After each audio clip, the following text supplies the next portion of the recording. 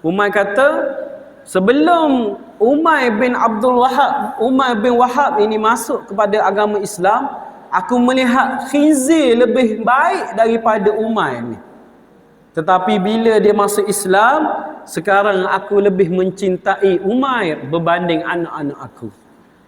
Kita tengok kenapa sampai begitu sekali Umar kata Umar ini adalah lebih teruk daripada khinzir waktu dia sebelum dia masuk Islam. Kita tengok apa yang Umar buat menyebabkan Umar boleh mengatakan begitu. Bismillahirrahmanirrahim. Assalamualaikum warahmatullahi ta'ala wabarakatuh. Al-Fatihah. A'udzubillahi minasyaitonirrajim. Bismillahirrahmanirrahim. Alhamdulillahi rabbil alamin. Ar-Rahmanirrahim. Maliki yaumiddin. Iyyaka na'budu wa iyyaka nasta'in. اهدنا الصراط المستقيم صراط الذين أنعمت عليهم غير المغضوب عليهم ولا الضالين آمين.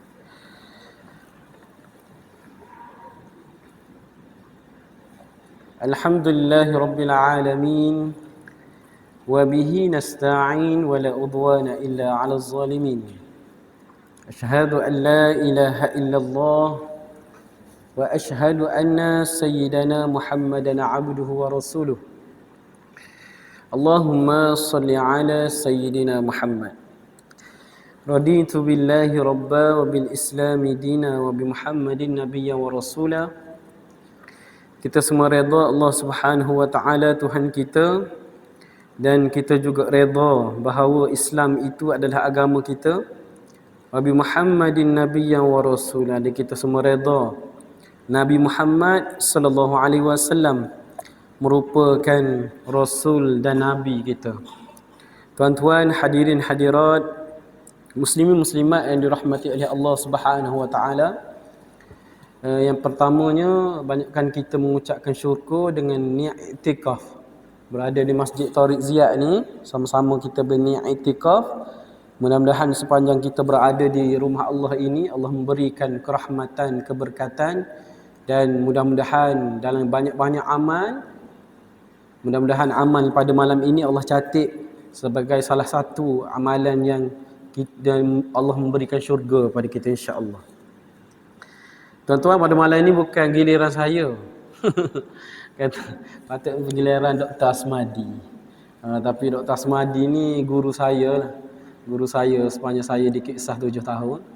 Dia ngajar saya, jadi bila tok guru minta surgati ni, dia jadi lain kata.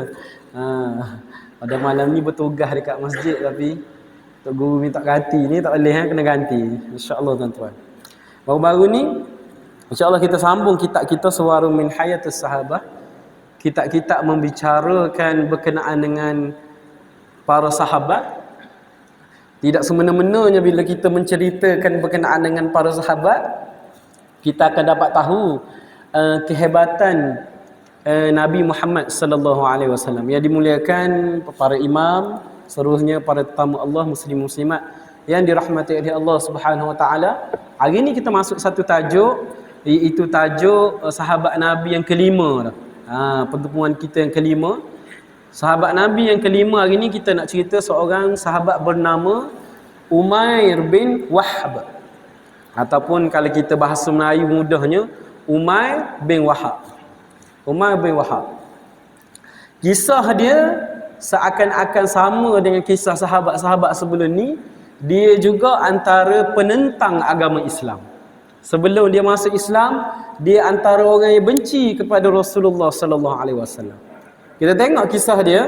Permulaan pada kitab Suwarun min Hayatus Sahabah, Dr. Abdul Rahman Ar-Rafa telah menukilkan satu perkataan, tulisan daripada perkataan Saidina Umar ketika mana Umar bin Wahab ni masuk ke dalam agama Islam. Umar kata, sebelum Umar bin Wahab ini masuk kepada agama Islam, aku melihat khinzir lebih baik daripada Umar ni. Tetapi bila dia masuk Islam, sekarang aku lebih mencintai Umair berbanding anak-anak aku. Kita tengok kenapa sampai begitu sekali Umar meletakkan. Umar kata Umair ni adalah lebih teruk daripada khinzir waktu dia sebelum dia masuk Islam. Kita tengok apa yang Umair buat menyebabkan Umar boleh mengatakan begitu. Umair bin Wahb Al-Jumahi ni tuan-tuan adalah orang kafir musyriki Mekah. Dan dia antara tentera pada peperangan Badar, tapi bukan tentera Islam, tapi tentera musuh Islam. Tentera musyriki Mekah. Apa yang terjadi waktu berperang kita tahu peperangan Badar menyebabkan kafir musyriki Mekah kalah. Walaupun tentera dia 1000 orang pada waktu itu. Tentera Islam dibantu oleh malaikat, dibantu oleh Allah, maka menang. Apa yang terjadi? Umair bin Wahb ni dia kembali balik ke rumah dia, dia lari daripada medan perang, meninggalkan anak dia. Dia meninggalkan anak dia, iaitu seorang yang bernama siapa ni anak dia. Dia meninggalkan anak dia disebabkan kalah dalam peperangan Badar tersebut. Dia lari balik ke Mekah dan dia risau keadaan anak dia, apakah yang diperlakukan oleh tentera Islam terhadap anak-anaknya. Tuan-tuan, kalau kita tengok, kita kembali balik, kita tengok peperangan Badar.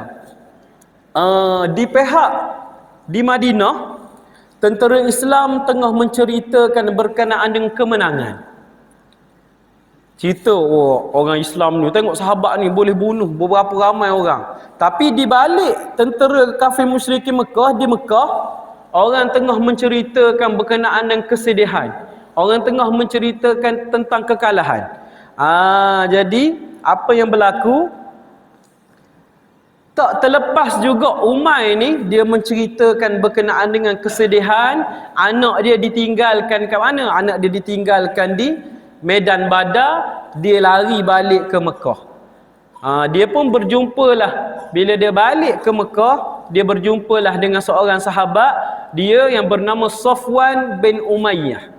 Safwan bin Umayyah ni lah antara lelaki yang bakar dia. Bakar ni bukan apa, bakar semangat dia untuk pergi bunuh Nabi Muhammad. Ni saya nak cerita kepada tuan-tuan. Bila dah balik daripada peperangan Badar, duduk rilek-rilek, maka Umair bin Wahb ini dia keluar daripada rumah dia, dia pergi ke Kaabah. Dia pergi ke Kaabah nak mengerjakan tawaf dan nak meminta berkat daripada berhala-berhala yang berada dekat situ. Maka bila dia keluar daripada rumah dia menuju ke Kaabah nak menyembah berhala, dia berjumpa dengan seorang sahabat dia bernama Safwan bin Umayyah.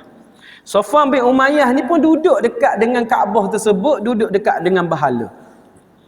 Maka bila berjumpa, Umair ni berjumpa dengan sahabat dia, dia kata ucap selamat pagi sebagainya. Lalu Safwan ni kata selamat pagi juga wahai Umair. Dia kata duduklah, marilah kita berbual, kenangkan kembali bagaimana peristiwa peperangan Badar yang menyedihkan kita, dia kata. Maka dua orang ni pun duk ceritalah macam manalah boleh kalah terhadap tentera Islam, dia kata. Dan bila duk cerita bagaimana ramainya tentera kafir musyriki Mekah, orang Quraisy ni mati kerana berperang dengan tentera Islam, menyebabkan dia jadi berasa marah. Dan perkataan yang keluar daripada Umair, dia kata apa? Sesungguhnya demi Allah, benar kata-katamu bahawa demi Allah hidup ini akan lebih buruk tanpa mereka.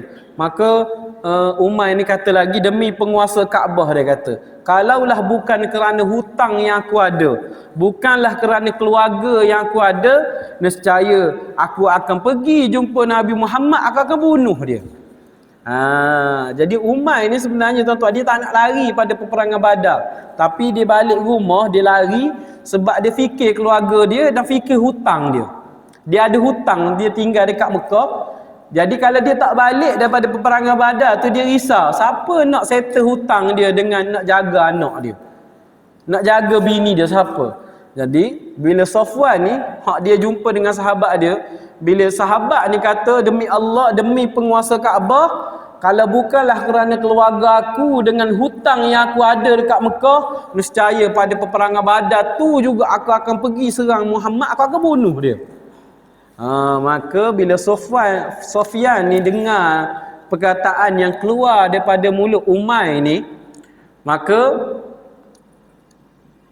Umay pun menyambung lagi. Umay kata apa? Kemudian dia mengeluh dengan suara yang lesu dan berkata, dengan adanya anakku Wahb di tangan mereka itu menjadikan permegianku ke Yasrib suatu hal yang tidak menimbulkan syak di pihak mereka. Maka Umar kata, kalau aku pergi ke Madinah dengan hasrat nak bunuh Nabi Muhammad, orang tak akan perasan. Sebab apa? Mungkin orang kata aku nak jumpa dengan anak aku. Jadi dia kata dia boleh guna cara macam ni untuk dekati Nabi Muhammad dan bunuh Nabi Muhammad. Dia kata sebab apa? Anak aku kena tahan dengan orang Islam. Jadi bila anak aku jadi tahanan, aku boleh pergi dekat negara Islam, boleh pergi dekat Madinah untuk bunuh Nabi Muhammad dengan alasan nak jumpa anak aku. Maka Sofyan ni kawan dia, bila dengar kawan dia ni berani, Umay ni berani nak bunuh Nabi Muhammad, Sofwan kata, wahai Umay, sesungguhnya kalau kamu betul-betul nak pergi bunuh Nabi Muhammad, hutang kamu jangan risau, aku akan settlekan, dia kata. Dan keluarga kamu aku akan sara kalau kamu mati kerana nak bunuh Nabi Muhammad. Dia kata, Sofwan ni tuan-tuan boleh tahan juga bahagian bakar member. Bila member nak bunuh Nabi Muhammad, kawan dia nak bunuh Nabi Muhammad, dia kata tak apa, hutang kamu ada berapa dirham, aku akan bayar. Keluarga kamu, anak kamu ada berapa orang ni, kamu nak pergi bunuh Nabi Muhammad, aku akan jaga. Walaupun kamu mati, aku akan sara. Harta aku ada ni boleh sara mereka sehingga mereka dapat hidup. Sofwan kata macam tu. Maka bila Sofwan kata macam tu, Umar pun kata, jika begitu rahsiakanlah perbicaraan kita ini, janganlah engkau cerita kepada sesiapa pun. Jadi deal ni, perjanjian ni dua orang saja, antara Sofwan dengan Umar. Waktu ni dekat Kaabah, dua orang ni je bercakap, orang lain tak tahu pun. Jadi Umar kata, wahai Sofwan, jangan kamu bagi tahu sesiapa pun pasal aku nak pergi ke Madinah nak bunuh Nabi Muhammad. Jangan bagi tahu sesiapa pun, kecuali engkau sahaja yang tahu. Jadi kisah ni kita faham, perancangan nak bunuh Nabi ni hanya dua orang ni saja tahu. Maka berangkatlah Umar bangun meninggalkan masjid dalam keadaan api dendam membuat-buat di dadanya terhadap Rasulullah sallallahu alaihi wasallam. Dia mempersiapkan kelengkapan untuk melaksanakan azamnya itu. Dia tidak bimbang seorang meraguinya dalam perjalanannya, kerana banyak keluarga tawanan Quraisy keluar masuk ke Yasrib untuk menebus keluarga mereka yang ditawan. Tuan-tuan, bagusnya walaupun tahanan kafir musyrikin Mekah ini, kafir Quraisy ini ditahan, Rasulullah ni akan panggil keluarga kepada tahanan-tahanan ini untuk ambil balik tahanan mereka. Jadi Umar ni bila dia pergi Madinah, dia tak risaulah, tak ada ancaman untuk dia diserang. Maka dia pun bergeraklah ke Madinah. Dipendekkan cerita tuan-tuan, perjalanan dia ke Madinah sangatlah mudah kerana tak ada ancaman apa-apa. Tiba dia di Madinah, Umar ni teruslah pergi ke masjid. Umar terus pergi ke masjid dan menemui Rasulullah sallallahu alaihi wasallam.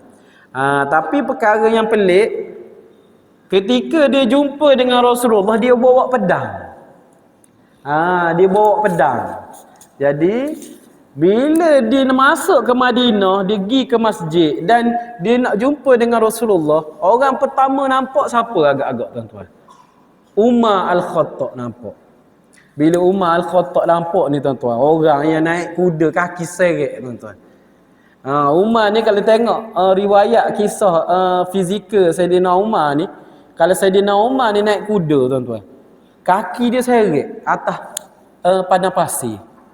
Nak cerita tinggi dan tegaknya badan Saidina Umar ni, Dia nampak dulu, dia yang nampak dulu Umar ni nak tekam Rasulullah dengan keadaan bawa pedang. Jadi Umar ketika itu Umar Al-Khattab bersama dengan sahabat lain sedang duduk tidak jauh dari pintu masjid. Mereka saling berbicara tentang peperangan Badar, para tawanan dan mereka yang terbunuh di medan peperangan. Orang Islam tak kecuali juga duduk di masjid, cerita berkenaan dengan peperangan Badar. Siapa yang mati, bagaimana kejayaan orang Islam pada waktu tu. Saidina Umar ada sekali dalam masjid. Dan mereka sangat gembira sekali menggambarkan kehebatan kaum muslimin daripada kalangan muhajirin dan ansar. Mereka menyebut-jembut pertolongan Allah kepada mereka dan kekalahan serta kehinaan yang menimpa musuh mereka. Ini sama juga diceritakan. Tentera Islam juga menceritakan berkenaan kemenangan orang Islam pada peperangan Badar. Dan tengah duduk borak dengan member, tengah duduk cerita dengan sahabat-sahabat Sayyidina Umar ni, Sayyidina Umar pun pandang pintu masjid. Dia tengok seorang lelaki bernama Umar duduk berdiri betul-betul di pintu masjid. Dan bila Sayyidina Umar tengok Umar ni turun daripada kuda dia, bila turun daripada kuda dia dan berjalan ke masjid dengan pedang yang tergantung di leher dia. Ada tali dulu pedang tuan-tuan, kalau tengok, tuan biasalah tengok kot. Orang berperang, pedang dia akan ada rantai untuk ikat, letak di badan. Macam tu juga Umar ni, dia datang nak jumpa Rasulullah, pedang tu ada pada badan dia terikat. Tak ada lah dia bawa nak macam nak bunuh. Tak. Pedang tu ada pada badan dia. Maka bila Umar tengok Umar ini nak masuk ke dalam masjid, maka Umar pun bangun terus. Umar kata, bagi tahu kepada sahabat, wahai sahabat, itu musuh Allah. Umar kata, itu musuh Allah nak masuk nak bunuh Rasulullah. Dia kata, itu musuh Allah Umair ibnu Wahb. Demi Allah aku yakin dia datang dengan maksud buruk. Dia telah mempengaruhi kaum musyrikin di Mekah dan dia juga adalah pengintip mereka untuk mengintip kita sebelum perang di Badar. Jadi antara kenapa Sayyidina Umar benci kepada Umair ni tuan-tuan, dia sebelum peperangan Badar, dia pergi ke Madinah tengok bagaimana kekuatan tentera Islam. Dia mengintip. Dan dia juga antara orang di Mekah yang mempengaruhi orang Mekah suruh benci orang-orang Islam. Antara yang menindah orang yang berhijrah, dia rampas rumah orang-orang Islam yang meninggalkan rumah mereka. Dan Umar berkata kepada sahabat yang lain, pergilah kalian menghadap Rasulullah dan lindungilah baginda. Umar pun kata pada waktu tu Umar ini ada niat yang buruk. Dia kata mesti dia nak buat apa-apa pada Rasulullah. Maka Umar kata, wahai sahabatku, kamu pergi lindungi Rasulullah. Maka sahabat pun pergilah ramai-ramai dekat Rasulullah. Bila sahabat ramai dekat Rasulullah, maka Umar kata, berwaspadalah, jangan sampai disakiti oleh makhluk jahat dan licik ini. Umar kata. Lalu Umar bergegas menemui Rasulullah sallallahu alaihi wasallam dan berkata, wahai Rasulullah, musuh Allah Umair ibnu Wahb datang dengan membawa pedang. Aku yakin dia pasti datang dengan maksud yang buruk. Maka Rasulullah sallallahu alaihi wasallam bersabda, bawa dia masuk. Sayyidina Umar ni takut Umar ini nak bunuh Nabi. Tiba-tiba Sayyidina Umar mengadu, Rasulullah kata, bawa dia masuk. Lalu sahabat pun bawa Umar ibnu Wahb ni masuk ke dalam masjid. Maka bila bawa Umar ibnu Wahb masuk ke dalam masjid, pada waktu tu dipegang. Dan tangan Umar ibnu Wahb ni, pedang Sayyidina Umar ada rantai. Jadi Sayyidina Umar ikat tangan Umar ibnu Wahb ni dengan rantai pedang dia. Ibarat tak boleh nak buat apa-apa lah tuan-tuan jumpa dengan Rasulullah. Maka bila datang Umar ibnu Wahb datang berjumpa dengan Rasulullah dalam keadaan tangan dia terikat, maka Rasulullah kata, wahai Umar, lepaskanlah tangan dia. Jadi sahabat ni kadang-kadang pelik juga dengan Rasulullah kan. Tapi Rasulullah ada strategi dia.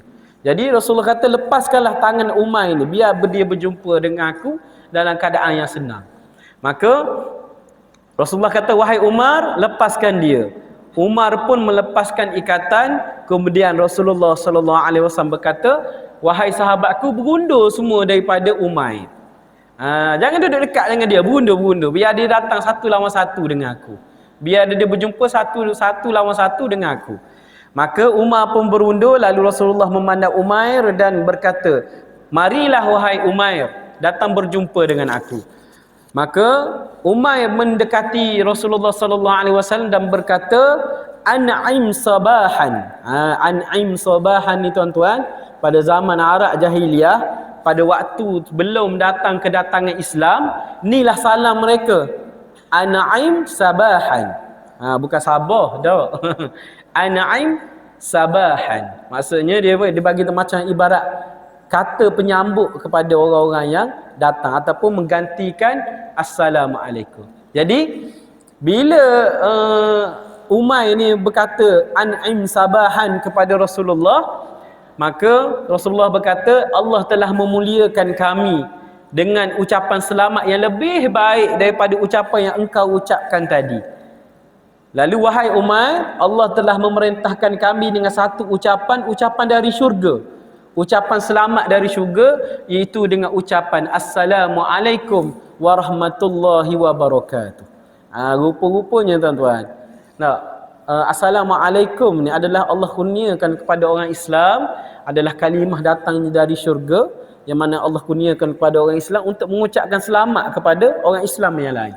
Sebab itu memberi salam ini sunat, menjawab salam adalah wajib.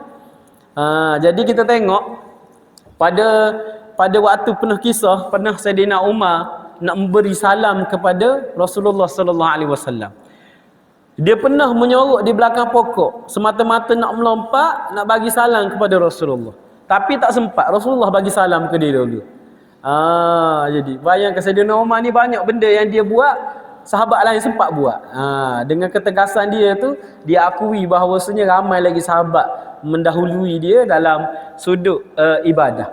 Jadi dia pernah menyorok belakang pokok semata-mata nak mendahului salam daripada Rasulullah. Dia lompat daripada pokok, dia tekan Rasulullah. Bila terjun Rasulullah, Assalamualaikum. Sempat Rasulullah lagi daripada dia. Jadi menyebabkan Umar kata, dalam banyak-banyak salam tak sempat aku mendahului Rasulullah dalam memberikan salam, Rasulullah akan mendahului ke aku dalam memberi salam. Maka kita sambung kisah ni tuan-tuan.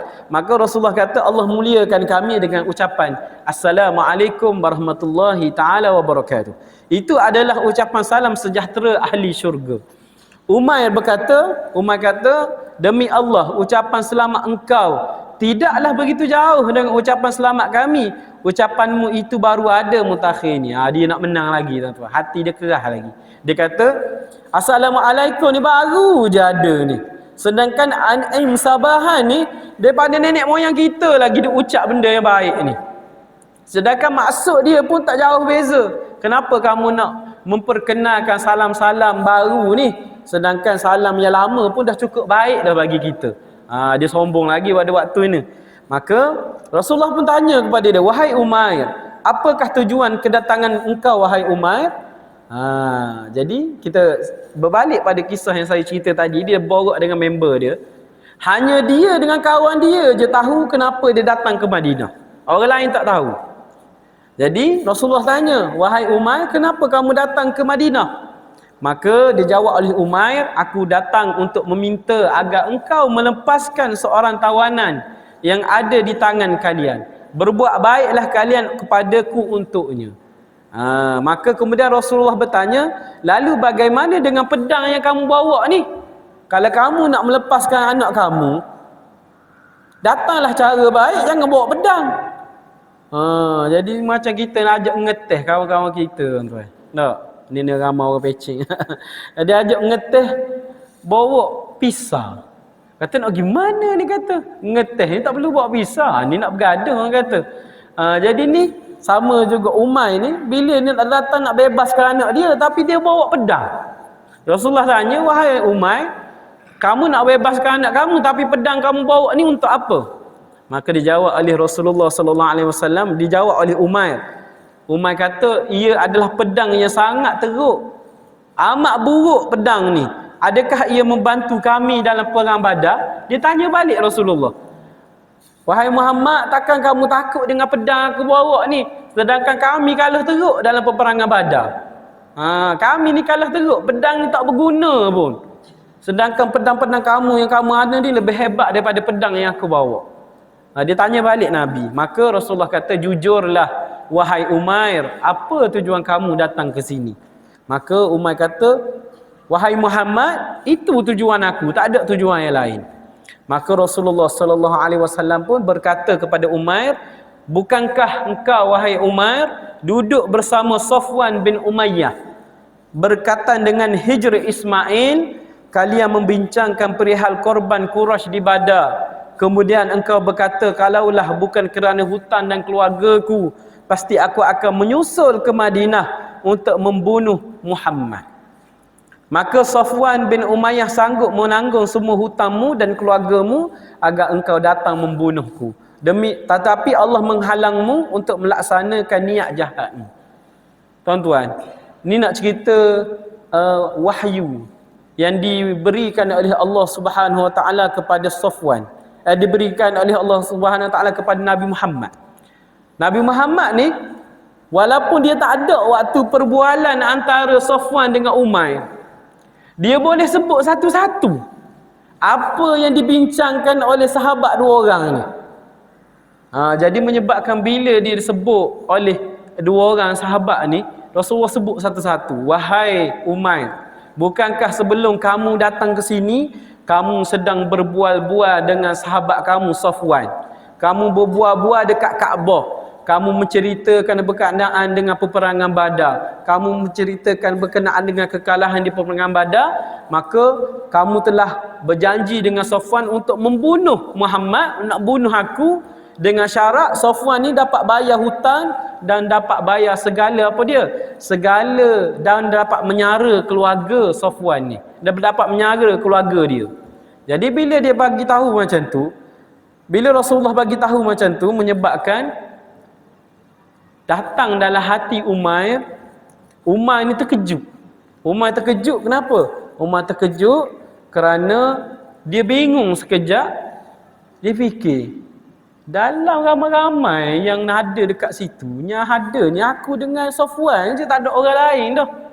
Rasulullah jauh sekali ada. Tapi kenapa dia boleh sebut satu-satu situasi yang aku bincangkan dengan Safwan pada waktu itu? Maka tanpa berlengah masa, apa yang Umair buat, Umair pun tanpa melengahkan masa, dengan rela hati dia kata, aku bersaksi bahawa engkau adalah Rasulullah sallallahu alaihi wasallam. Maka dia masuk Islam. Disebabkan kehebatan Nabi sallallahu alaihi wasallam, diwahyukan oleh Allah satu alamat yang mana Nabi nampak apa yang berlaku di Mekah, dan Nabi sebut kepada dia, dan dia kata, sesungguhnya kami wahai Rasulullah telah mendustakan dengan apa yang kau bawa dari langit, wahyu yang diturunkan kepadamu, tetapi perbicaraanku dengan Safwan bin Umayyah tidak ada seorang pun mengetahuinya kecuali aku dan dia. Demi Allah, aku amat yakin Allah telah memberitahumu. Maha suci Allah yang telah mendorongku datang kepadamu untuk memberi hidayah Islam kepada aku. Terkejut dia, tuan-tuan. Datang jumpa Rasulullah sebut sebutir-sebutir bagaimana dia ni berbawa dengan Safwan. Jadi dia kata, sebelum ni aku tak percaya bahawa wahyu ini datang daripada Allah kepada kamu. Tapi hari ini aku percaya sebab kamu sebut sebiji situasi yang berlaku antara aku dengan Safwan, maka aku telah memeluk agama Islam. Maka dia masuk dalam agama Islam, dan Umair pun masuklah dalam agama Islam, dan Rasulullah sallallahu alaihi wasallam berpesan kepada para sahabat. Dia kata, wahai sahabat, ajarkanlah saudaramu ini berkenaan dengan Islam, dan ajarkanlah dia berkenaan dengan Al-Quran, dan bebaskanlah anak dia. Tuan-tuan, sebab itulah kalau orang yang nak mula berhijrah, tuan-tuan yang ada di kalangan kita yang masa muda tak tahu ke mana tak. Bila waktu umur 40, umur 50, umur 30 baru nak datang, nak berjumpa, baru nak datang nak beribadah kepada Allah, baru benar-benar nak taat pada Allah, tips ni Rasulullah dah bagi kepada Umair. Rasulullah kata apa? Yang pertama, wahai sahabat, ajarkanlah kepada saudaramu ini tentang Islam. Yang pertama, tuan-tuan, orang nak berubah, dia kena ada ilmu, kena belajar. Yang kedua, Rasulullah sebut apa? Kena belajar Al-Quran. Sebab ni cara untuk istiqamah kepada orang yang berubah. Yang kedua, kalau kita ingat Dr. Farid Rawi Abdullah, tuan-tuan ada kali tuan-tuan tengok dia punya kisah bagaimana dia masuk Islam. Perkara pertama yang dia buat adalah dia nak belajar Al-Quran. Tuan-tuan, dia belajar Al-Quran dengan siapa? Dengan budak darjah 3. Budak darjah 3 ni lalu depan rumah dia balik ngaji. Jadi waktu tu dia masuk Islam, dah dewasa, umur dalam belasan tahun, dia masuk Islam tapi dia tak tahu nak start macam mana. Jadi dia start dengan mengaji Al-Quran, tuan-tuan. Betul lah sebagaimana Nabi ajar pada sahabat, orang yang baru masuk Islam, orang yang nak mengenali Islam, maka Rasulullah kata, ajarkan dia berkenaan dengan Islam, wahai sahabat, dan ajarkanlah dia Al-Quran, dan bebaskanlah anak dia. Maka tuan-tuan, bermula saat ni, jangan tinggal Al-Quran. Yang dah reti baca, tuan, saya ada staff. Dulu saya mengajar staff saya diberi tugas untuk mengajar staff lah. Staff pasaraya, staff gudang, sebagainya tak. Berlaku, tuan-tuan, budak-budak muda tak. Saya tanya, khatam, pernah khatam kan? Pernah khatam darjah 6. Pernah khatam darjah 6. Berapa lama tinggal Al-Quran? 20 tahun. Bila 20 tahun nak baca balik Al-Quran, kena balik Iqra' semula, tuan-tuan. Sebab tu Al-Quran ni, anak kita jangan terlampau kejar sangat khatam Al-Quran. Saya mengajar kafar, tuan-tuan, mak ayah ni marah sangat. Bapa ustaz tak mengajar ngaji? Bapa ustaz ajar 2 ayat aja. Tak tahu ayat anak dia tu baca, lintah bukang baca. Tajwid entah ke mana, kelancaran entah ke mana. Kebanyakan kita, ibu ayah sekarang, kita mementingkan khatam Al-Quran, kita tak mementingkan bagaimana istiqamah bacaan anak-anak. Ni berlaku pada staf saya yang bacaan dia ni 6 tahun, darjah 6 tu khatam Quran dah. Erti kata lain, darjah 6 dah boleh baca lancar dah Al-Quran. Tiba-tiba tinggal 10 tahun, 20 tahun, tak boleh sebut sebutir huruf, tuan-tuan. Boleh sebut alif batal. Sambung sikit alif dengan ba tak boleh sebut dah. Jadi yang paling penting dalam pembacaan Al-Quran adalah istiqamah. Kena baca Al-Quran paling kurang bacalah 1 muka sehari. Tuan-tuan, kita sambung kisah ni, dan Rasulullah menyuruh para sahabat mengajarkan Umair ni Al-Quran dan mengajarkan berkenaan dengan Islam. Maka Sayyidina Umair ni pun, kaum muslimin amat gembira dengan keislaman Umair ibn Wahb, sehingga Umar Al-Khattab berkata, sesungguhnya khinzir lebih aku sukai daripada Umair ibn Wahb ketika dia datang menemui Rasulullah, dan sekarang Umar ibn Wahb lebih aku cintai daripada sebahagian anak-anak aku. Beginilah istimewanya Islam, tuan-tuan. Islam ini tidak membenci. Bila orang tu masuk Islam, maka kebencian dosa-dosa dia sebelum ni, maka Allah Subhanahu Wa Taala ampunkan dosa dia. Dia pun sama juga, dia pun ikut cinta kepada, walaupun orang sebelum ni dia benci, dia pun sayang kepada sahabat ni juga. Maka seterusnya di Mekah, Safwan bin Umayyah, jadi ni berbalik, kita balik ke Mekah. Kita tengok Safwan bin Umayyah, dia berangan-angan macam mana? Dia kata sahabat dia ni dah dapat bunuh Nabi Muhammad. Padahal sahabat dia dah masuk Islam dah.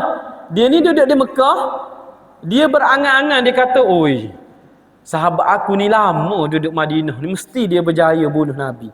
Jadi apa yang Safwan buat dekat Mekah ni, Safwan pun dia bagi tahu kepada penduduk-penduduk di Mekah, dia bagi tahu beberapa orang, wahai sahabat yang kematian suami atau sahabat yang anak dia mati pada peperangan Badar, kamu jangan bersedih. Sebentar lagi ataupun seminggu lagi, sahabat aku akan membawa berita gembira kepada kamu. Dia kata macam tu. Jadi tak bagi tahu Umair ni nak pergi bunuh Nabi Muhammad, tak. Dia akan bagi tahu akan sampai berita gembira kepada kalian semua yang kematian, yang kesedihan dalam peperangan Badar. Maka bila macam tu, maka namun setelah sekian lama tidak mendapat apa-apa berita daripada Umair, Safwan bin Umayyah mula risau. Bila dia berjanji dengan orang nak bawa berita gembira, dia tunggu sahabat dia ni balik ke Mekah, tak balik-balik. Dia resah cari, mana sahabat aku ni, mati dah ke macam mana. Dia ni kena tanggung hutang ni, kena tanggung keluarga sahabat dia ni. Jadi dia pun carilah pedagang-pedagang Mekah yang pergi ke Madinah, tanya berkenaan dengan Umair. Jadi dia tanya berkenaan dengan Umair ibn Wahb, ramai orang tak tahu. Dan bila dia tengah mencari-cari sahabat dia, maka datanglah seorang lelaki bagi tahu kepada dia, wahai Safwan, Umair telah masuk Islam. Bila dia sebut, bila orang lelaki tu bawa berita bagi tahu sahabat dia berjanji nak bunuh Nabi Muhammad ni masuk Islam, macam kena petir telinga dia tahu berita ni. Macam kena petir, dia kata Allah, dia kata sampai satu tahap berdesing telinga dia dengan berita ni, kerana orang yang nak bunuh Nabi Muhammad masuk Islam. Jadi siapa yang dia nak harapkan? Maka berita itu bagaikan petir menyambar telinganya. Safwan menyangka Umair tidak akan memeluk Islam meskipun seisi bumi memeluk Islam. Sedang Madinah dan Umair terus mempelajari Islam dan menghafal sebahagian ayat-ayat suci Al-Quran. Dan tuan-tuan, kalau kita tengok, Umair ni dia tak balik ke Mekah terus. Dia duduk di Madinah, dia belajar dengan Nabi. Dia belajar hafal Al-Quran, dia belajar berkenaan dengan dakwah, dia belajar berkenaan dengan bagaimana nak sebarkan Islam kepada orang bukan Islam. Dia duduk berapa lama di Madinah, dan suatu hari Umair ni menemui Rasulullah sallallahu alaihi wasallam. Maka kata Umair, wahai Rasulullah, bertahun-tahun aku berusaha memadamkan cahaya Allah dan mengganggu setiap orang yang memeluk Islam. Sekarang izinkanlah aku kembali ke Mekah untuk mengajak Quraisy kepada Allah dan Rasulnya. Jika mereka menerima, maka itu lebih baik daripada mereka. Jika mereka menolak ajakanku, maka aku akan mengganggu mereka sebagaimana aku mengganggu sahabat Rasulullah suatu ketika dahulu. Jadi Umair pun minta dengan Rasulullah nak balik ke Mekah. Bila dia minta balik ke Mekah, dia bagi tahu kepada Rasulullah, Rasulullah, aku ni nak balik ke Mekah. Pada masa dulu sebelum aku masuk Islam, orang di Mekah yang masuk Islam, setiap kali aku dengar orang Islam masuk di Mekah, orang Islam memeluk Islam di Mekah, aku akan pergi ke rumah dia, aku akan buat kacau ke rumah dia. Kalau dia nak membeli di pasar, aku akan tahan daripada penjual-jual makanan kepada dia. Aku akan tahan orang menjual makanan asasi kepada orang yang memeluk agama Islam. Wahai Rasulullah, izinkanlah aku pergi menemui orang Quraisy untuk aku berdakwah kepada mereka. Sekiranya mereka terima dakwah ini, maka itu lebih baik kepada mereka, dan sekiranya mereka tidak menerima, maka aku akan perangi sebagaimana aku perangi orang Islam sebelum ini. Dia berjanji macam tu dengan Rasulullah. Maka Rasulullah sallallahu alaihi wasallam membenarkan Umair ini pergi berdakwah. Maka gembiranya Umair kerana Rasulullah bersetuju dengan rancangannya itu. Sampai di Mekah, Umair pun terus ke rumah siapa dia agak-agak? Rumah Safwan lah. Cari sahabat dia yang dia berjanji. Dia terus pergi ke rumah Safwan. Dia pun pergi ke rumah sahabat dia, Safwan bin Umayyah. Maka Umair pun beritahu Safwan, wahai Safwan, engkau adalah salah seorang pemimpin Mekah. Orang bijak pula, kecendekiawan Quraisy.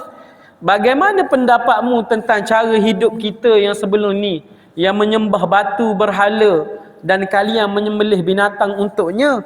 Apakah boleh diterima akal perbuatan kalian itu sebagai agama? Sekarang aku telah mengakui dan bersaksi bahawa tiada Tuhan selain daripada Allah dan Muhammad adalah Rasulullah.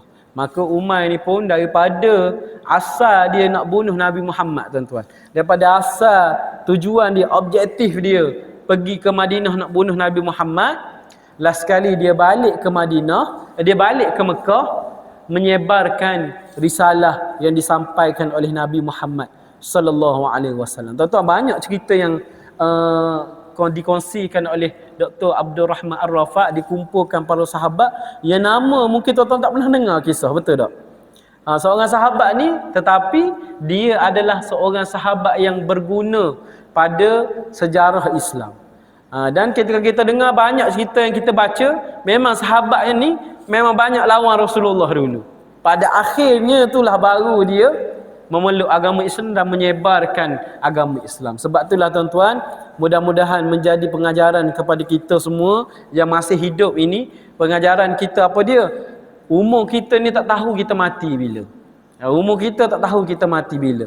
Dan kita tengok para sahabat Nabi, di hujung usia ada orang baru memeluk Islam. Nanti tuan-tuan, pada episod akan datang, pada cerita yang akan datang, kisah sahabat ini akan datang, kita akan ceritakan seorang sahabat Nabi yang berperang dengan Nabi palsu, yang saya nak sambung baru-baru ni, Al-Yamamah berperang dengan Musallamatul Kazzab, seorang Nabi palsu.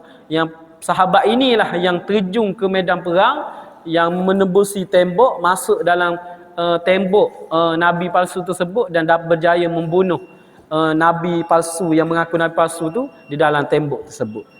Nanti kita sambung kisah Al-Bara' ibn Malik Al-Ansari. InsyaAllah tuan-tuan, habis cerita berkenaan dengan Umair ibn Wahb. Tuan-tuan tak ingat sangat, tuan-tuan ingat dua benda tu. Umair ni sebelum dia masuk Islam, dia ni objektif dia nak bunuh Nabi. Dan dia berjanji dengan sahabat dia bernama Safwan bin Safwan bin Umayyah. Jadi insya-Allah tuan-tuan, sekadar itu saja daripada saya. Mudah-mudahan apa yang saya sampaikan ini sedikit sebanyak dapat mengisi waktu tuan-tuan antara maghrib dan isyak. Mudah-mudahan apa yang saya sampaikan ini mendapat berkat kepada diri saya yang menyampaikan terutamanya, dan tuan-tuan yang mendengar. InsyaAllah mudah-mudahan segala yang kita duduk dalam majlis ilmu ini mendapat rahmat dan berkat daripada Allah. Yang lemah, yang kurang itu kelemahan saya sendiri, saya mohon maaf. Tuan-tuan, insyaAllah mudah-mudahan dapat sedikit sebanyak mengganti Dr. Asmadi yang tidak dapat hadir pada hari ini, insyaAllah. Kita tutup dengan tasbih kifarah dan surah Al-As. Subhanakallahumma bihamdika asyhadu an la ilaha illa anta astaghfiruka wa atubu ilaik. Bismillahirrahmanirrahim. Al-'asr innal insana lafi khusr lallazina amanu wa 'amilus solihat wa tawassaw bil haqq wa tawassaw bis sabr. Wassalamualaikum warahmatullahi taala wabarakatuh.